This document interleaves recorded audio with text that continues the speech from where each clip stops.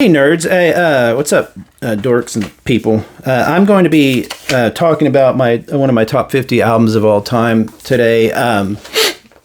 This channel is just for random reviews of stuff. I started it to be away from my toy channel and my podcast channel. I'll link those in the description if you're interested in the ramblings of a 51-year-old gentleman. When I turned 51, I spent 50 years on this earth, so I'm doing basically a audio and visual record of my 50 years on the earth, covering my favorite stuff.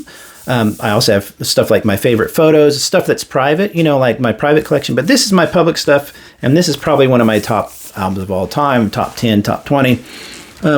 Right now, I'm going through all my albums that I can kind of just riff off the top of my head. I'm not doing a breakdown of every track and stuff like that. I'm not going to play them because I don't want to. The channel's brand new, so I wouldn't even get monetized anyway, demonetized. But this is Rosalia. She's so cool. I don't know how to pronounce this. I'm going to pronounce Elmal Khalil. Emal Khalil. Somebody tell me. I need to learn to speak other languages. I live in San Diego, and every time you walk down the street, there's 400 other languages, and I would love to learn Spanish. I live right on, basically in Mexico. I'd love to learn Spanish. From what I understand, she was pretty young when she did this. It was released in 2018.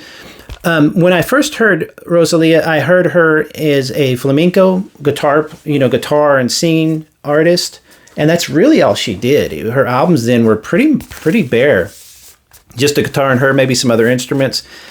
And to this day, I don't think people give her credit for her vocals, her actual singing ability. It's hard to say that because, like, for example, her last album, the one after this one, and this one uses a bit as well, but the last one was chock full of auto-tune.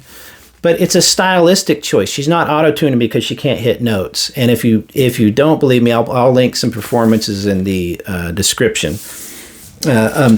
So I heard her literally on like NPR or something, on a public broadcast type station. And she was just doing an interview talking about being a flamenco artist, and they were playing her guitar and singing stuff. And I'm like, man, she can sing really well. And then, of course, you look her up and you're like, wow, she's really pretty too. So that doesn't hurt anything. And she's really, really, really, really good at that stuff. But then she started experimenting with beats and random stuff. I want to say that this was was her, what's the word? You're in college and you do like a main project, like a thesis project or whatever you call it for that college. And I think she's in Columbia College or whatever, and she did this for that, like a project. And if that's the case, and again, somebody correct me in the comments, because I don't research these like a hardcore maniac. I just kind of look up some stuff and gather some stuff I understood, just kind of organically.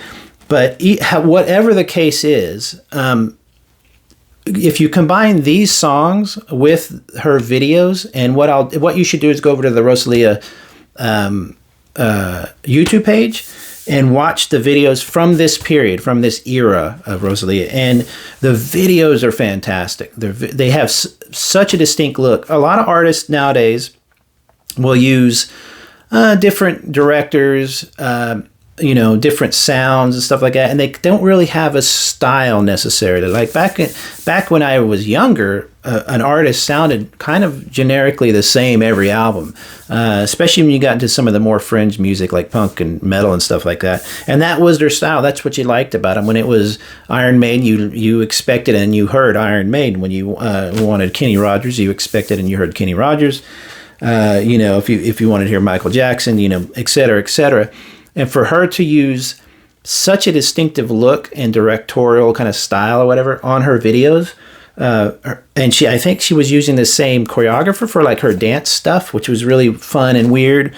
Along with this album, it's really, to me, a complete package. The videos themselves have a shit ton of views, of course, but they're also just a really, really cool video. Then you add on the music, and the music can be really sparse sometimes. It can have just a really basic beat.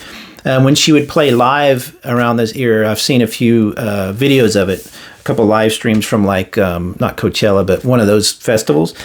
At the time, she had a guy who was a DJ, so it'd be him with like a single, like almost like a floor tom, and his keyboards and his like DJ stuff, and he would just hit that once. And it's an unusual beat. It's not an exactly straight beat all the time. So the with her hand clapping and flamenco kind of stuff, accents in it, it can kind of throw you off a bit.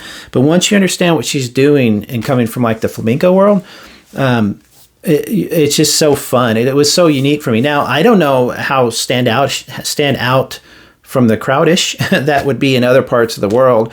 And from what I understand, there's been some controversy over her kind of sourcing her material or whatever. I need to look that up. Regardless, when I heard this and whenever I saw her videos, it was like, this is so good. And then I saw a performance of her she basically did kind of like an opera song. She's dressed in blood red. Again, I'll link this in the description. She's dressed in like blood red. And there's a choir behind her, and it's like vampire stuff. I don't know what it is. And I was just like, she has such a fantastic voice. She's able to do a vibrato thing in her voice that certain singers can do. Some of them will add it at just the end of every note, but she uses it really powerfully. She can do big vibrato stuff. And she, like I said, I don't believe she still gets the credit these days for her singing. And her last album being so heavy in auto-tune, I think people thought she could not. I bet if you had just heard that album, people thought, oh, she just can't sing and she's using auto-tune to correct her mistakes. No, she was using it stylistically. That last album was so sparse, and at first I didn't like it, but then it really, really grew on me. But it doesn't get up there like this one does. And the album's fun. You get some cool album art in it. She's obviously doing sometimes she's done a few little calls, stylistic call outs to like Frito Kahlo and stuff like that. And of course she's drop dead pretty. I really don't understand, or I don't think that a lot of people understand what a young artist like this probably goes through. She has to be the singer, the writer. She has to make all the calls like that, businesswoman, and then she also has to maintain a certain look or whatever. And I just don't think male artists go through that. And so she really, really has, I guess, a good work ethic. I don't know. I couldn't do it. I'm just so lazy. I'd be like, I am doing push-ups today. I've got to write an album, whatever. So this album, I think, has so far, I've listened to probably 4 or 5 of her albums of her, a lot of her, one-off songs and stuff like that. I think she's done a few like featurings on other things. This is still the complete thing. I think it's only sold.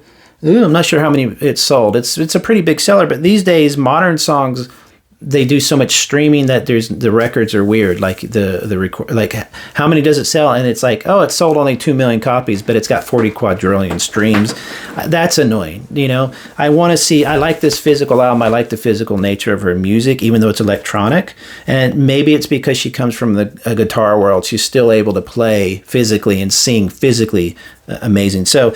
But what I would do is I would definitely check out I would go check out the videos over there. It's definitely part of the thing, and just notice how they go along with the album and stylistically from the album art and the music and the styling and the video. Everything goes together. It's like an entire project.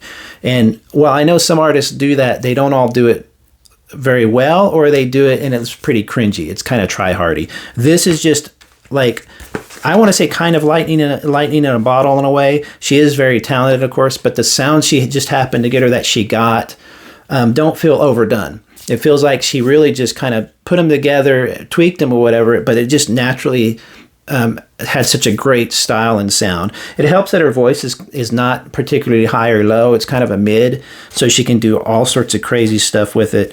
And definitely one of my favorite things of all time. I haven't listened to this in a few weeks. I should give it another listen.